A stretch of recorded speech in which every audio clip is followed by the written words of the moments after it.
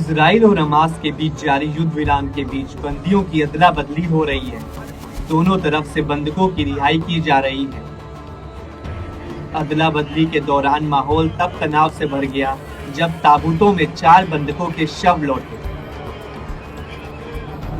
पहली बार हमास की कैद से सिर्फ जिंदा इजरायली ही नहीं बल्कि 4 शवों की भी अदला बदली हुई। हमास ने गुरुवार को गाजा के खान यूनिस में 4 इजरायली बंधकों के शवों को रेड क्रॉस की अंतर्राष्ट्रीय समिति ICRC को सौंपा।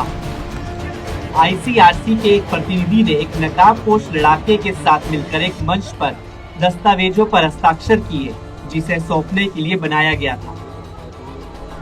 बताया जाता है कि शवों में सबसे कम उम्र के बंधकों में एक शिशु और उसके 4 वर्षीय भाई के भी शव शामिल हैं, जिन्हें हमास ने 7 अक्टूबर साल 2023 को दक्षिणी इजराइल पर अपने कब्जे में ले लिया था।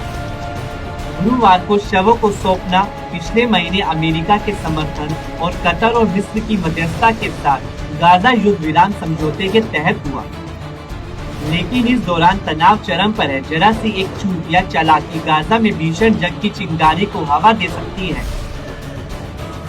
इससे पहले हमास के सैन्य विंग अल कसम के प्रवक्ता अबू उबैदा ने गुरुवार को एक बयान जारी कर बताया कि सीज़फायर समझौते के तहत कुछ इजरायली बंदियों को छोड़ा जाएगा, जिनमें 4 बंदियों के शव भी शामिल हैं।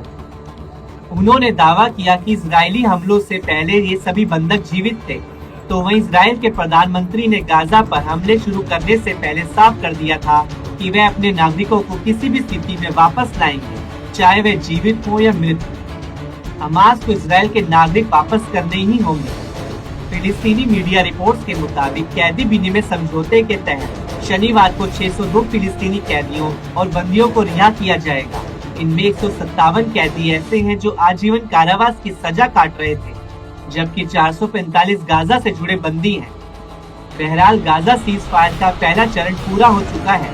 इससे पहले सीज फायर समझौते को लेकर इजराइल और हमास के बीच तनाव तब बढ़ गया था जब हमास ने बंधकों की रिहाई पर धमकी दे डाली थी, लेकिन बाद में अमेरिकी राष्ट्रपति डोनाल्ड ट्रंप और नेतन्याहू की धमकी के बाद हमास के तेवर ठंडे पड़े थे। हमास फिर बंधकों की रिहाई के लिए राजी हो गया।